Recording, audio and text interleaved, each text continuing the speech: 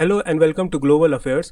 Newspaper और social media में आपने हाल ही में सुना होगा और देखा होगा कि जूलियन एसानेज जो कि विकीलीक्स के फाउंडर हैं, उन्हें जो है काफ़ी टाइम से जेल में रखा हुआ था और अब उनको रिलीज़ कर दिया गया है। ये बहुत बड़ा डेवलपमेंट है क्योंकि जूलियन एसानेज को फ्रीडम ऑफ स्पीच के लिए काफ़ी माना जाता है और उनको जो है क्लासिफाइड डॉक्यूमेंट्स को रिलीज़ करने की वजह से जेल में रखा हुआ था। इस वीडियो में हम इसको पूरी तरह से कवर करेंगे और साथ ही साथ जो विकीलीक्स है उसके बारे में भी जानेंगे। ये टॉपिक काफ़ी इंपॉर्टेंट है और इंटरेस्टिंग है। Let's begin.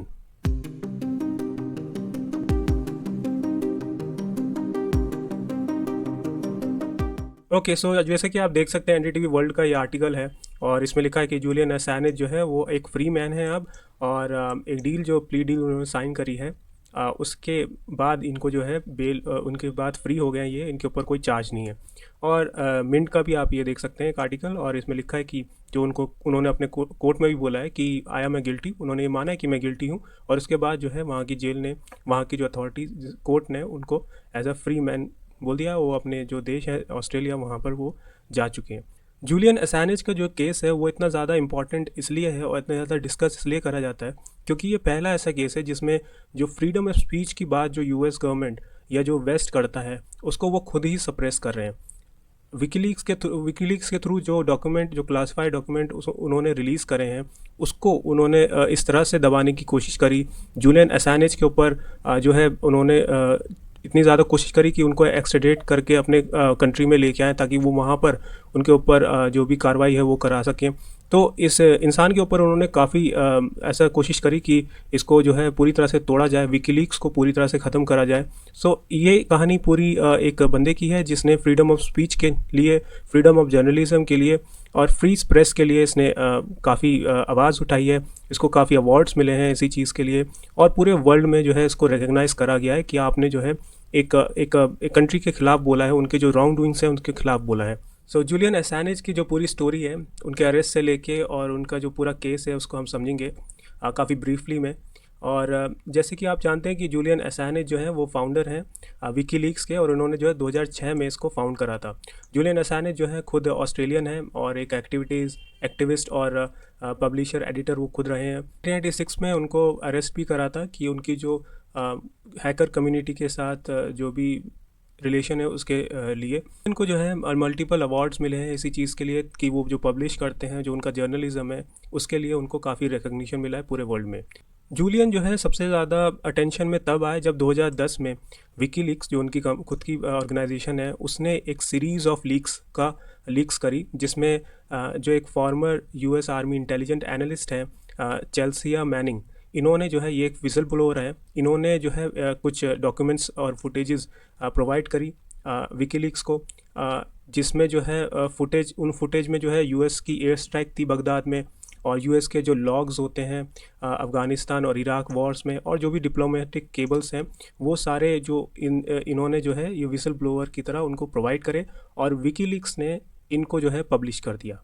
इसके बाद जो है इस पब्लिशमेंट के बाद डेफिनेटली यूएस और उसकी जो अलाइड कंट्रीज़ थी वो काफ़ी ज़्यादा गुस्सा थी। नवंबर 2010 में स्वीडन एक अरेस्ट वारंट जारी करता है जिसमें वो एलिगेशंस लगाते हैं जूलियन एसानेज के ऊपर कि वो उन्होंने सेक्सुअल असॉल्ट करा है। जो अरेस्ट वारंट उनके ऊपर जारी करा जाता है उसके खिलाफ वो अपील करते हैं जिसको वो गवा देते हैं, और उसके बाद ये सोचते हैं कि मैं रेफ्यूज बन जाता हूँ एम्बेसी ऑफ इक्वाडोर के लिए जो लंदन में है 2012 में, जून 2012 में। और उसके बाद जो है एम्बेसी जो इक्वाडोर की होती है वहाँ पर वो उसको एग्री कर देती है, वो ग्रांट कर देती है कि आप यहाँ पर असाइलम सीख कर सकते हैं अगस्त 2012 में, जिसमें वो बोलती हैं कि क्योंकि ये एक पॉलिटिकल प्रोसिक्यूशन के ग्राउंड्स में इनको ये ग्रांट कर देती है कि आप असाइलम यहाँ पर रह सकते हैं। 2013 में वो विकीलीक्स पार्टी बनाते हैं और जो ऑस्ट्रेलियन सेनेट के जो इलेक्शन थे उसमें वो पार्टिसिपेट करते हैं, बट जो अनसक्सेसफुल रहते हैं। और इसके बाद जो स्वीडन का वो अरेस्ट था, जो इन्वेस्टिगेशन थी, वो भी अपने ड्रॉप कर देती है 2019 में। 11 अप्रैल 2019 को जो असाइलम एसानेज ने इक्वाडोर एम्बेसी में ले रखा था वो भी उनसे जो है छीन लिया जाता है, और उनको जो है उनके साथ उनके रिलेशन ख़राब हो जाते हैं क्योंकि वहाँ की जो अथॉरिटीज़ थी उनके साथ एसानेज के जो रिलेशन थे, डिस्प्यूट्स हो जाते हैं बेसिकली। और उसके बाद जो एम्बेसी है वो वहाँ पर पुलिस बुला लेती है और उनको जो है अरेस्ट कर लिया जाता है। और उनको इस बिना पे अरेस्ट करा जाता है कि उन्होंने जो यूनाइटेड किंगडम बेल एक्ट जो है उसको वायलेट करा, उसमें वो गिल्टी पाए गए और उन्हें 50 वीक्स की प्रिजन जो है वो भेज दिया जाता है उनको प्रिजन में इस 50 वीक्स तक। और मई 2019 से जून 2020 तक जो है यूएस गवर्नमेंट बोलती है कि जूलियन असैंज ने जो है वायलेट करा है एस्पोनाज एक्ट 2017 को, और उन्होंने जो है कॉन्स्पायर करा है हैकर्स के साथ। साथ ही साथ जो उनके जो लीक्स उन्होंने करे थे विसल ब्लोअर के साथ, उसके बारे में भी वो बोलते हैं। और इसके बाद जो है वो असैंज को एचएम प्रिजन बेलमार्श जो कि लंदन में है, वो अप्रैल 2019 से लेके वो 2 जून 2024 अभी तक उनको उसी में ही प्रिजन में रखते हैं, करीब 5 साल से भी ज़्यादा।